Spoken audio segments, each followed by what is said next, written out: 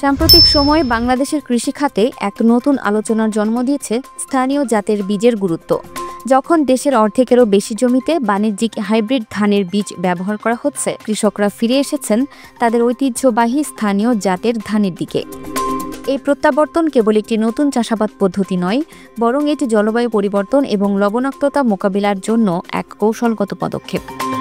স্থানীয় বীজের গুরুত্ব ও বিলুপ্তি। কৃষক রফিকুল ইসলাম তার নিজস্ব আবিষ্কৃত রত্নাধান সহ 5টি স্থানীয় জাত নিয়ে কাজ করছেন।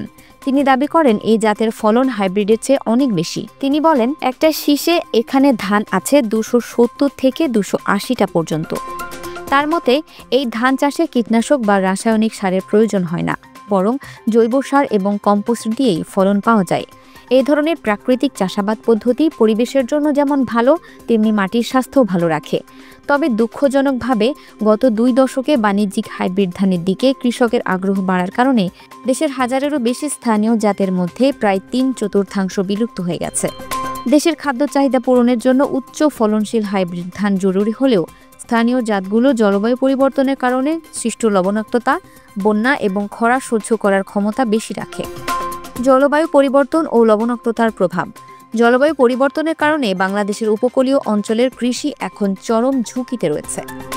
ঘূর্ণিঝড়, জলোচ্ছ্বাসের কারণে ফসলের ক্ষেত ডুবে যায় এবং নোনা পানি খেতে প্রবেশ করে। শুষ্ক মৌসুমে এই লবণাক্ততা আরও বেড়ে যায়। এই চরম আবহাওয়ায় হাইব্রিড ধান টিকে থাকতে পারে না, কিন্তু রফিকুল ইসলামের মতো কৃষকদের স্থানীয় জাতের ধান সহজে টিকে থাকে। তার জমিতে পরীক্ষা করে দেখা গেছে লবণের পরিমাণ 5 থেকে 6 ভাগ পর্যন্ত ছিল। এই ধরনের মাটিতে অন্য জাতের ধান ফলানো অসম্ভব, কিন্তু স্থানীয় জাতের ধান ফলন দিতে সক্ষম। এই বাস্তবতা প্রমাণ করে যে জলবায়ু পরিবর্তনকে মাথায় রেখে স্থানীয় জাতের বীজের গুরুত্ব অপরিসীম।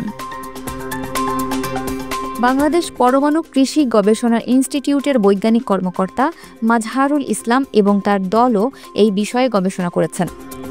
তারা বলছেন, স্থানীয় জাতের কোনো বিকল্প নেই। 2050 সালের মধ্যে দেশের খাদ্য চাহিদা দ্বিগুণ করতে হলে স্থানীয় জাতের ভালো বৈশিষ্ট্যগুলোকে কাজে লাগাতে হবে। তারা মিউটেশন, ব্রিডিং এবং অন্যান্য প্রযুক্তির মাধ্যমে নতুন জাত আবিষ্কারের গুরুত্ব তুলে ধরেন।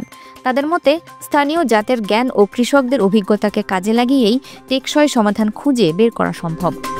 স্থানীয় কৃষকদের জ্ঞান ও স্বার্থকে কেন্দ্রে রেখে যদি সমাধান খোঁজা হয়, তাহলেই তা টেকসই হবে বলে মনে করেন কৃষক রফিকুল ইসলাম। তিনি তার বীজ বাড়িতে সংরক্ষণ করেন এবং অন্য কৃষকদের মাঝেও বিতরণ করেন। এটি প্রমাণ করে যে স্থানীয় জ্ঞান এবং কৃষকদের অভিজ্ঞতাকে কাজে লাগানো দেশের কৃষি উন্নয়নে কতটা গুরুত্বপূর্ণ। Multimedia desk, Dinajpur TV. Dinajpur TV মানুষের জীবনের কথা বলে।